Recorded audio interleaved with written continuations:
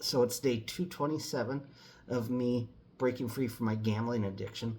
And, I can still remember that very first morning after I decided to quit gambling, and that feeling of peace that I felt when I woke that morning.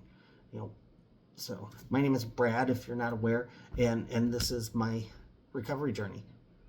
So yeah, that very first morning after I woke up, I just had this kind of overwhelming sense of peace because I wasn't beat myself up for things that I had lost or spent, or I wasn't thinking about these lies that I had to tell my wife or my kids. And honestly, when I would lie to them, like, I'd feel full of guilt anyways.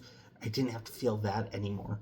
So I did. I just felt this overwhelming sense of peace. And I still feel that today, knowing that I'm not spending money that I don't have. I'm not lying to my wife, lying to my kids, or making up these stories, or sneaking out to go do this behind their back. I don't have to worry about any of that. So, so like I said, if I could label my recovery journey, I would just say peace.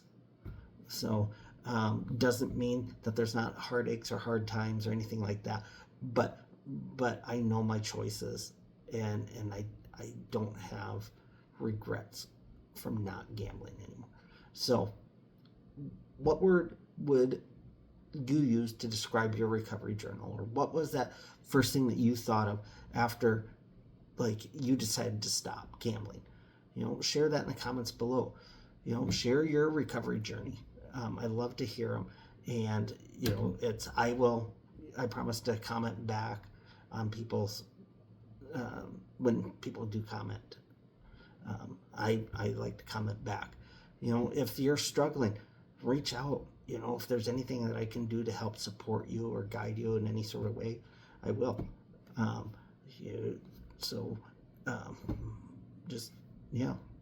So comment below, hit like, share the video, subscribe to the channel. All right. Take care, guys.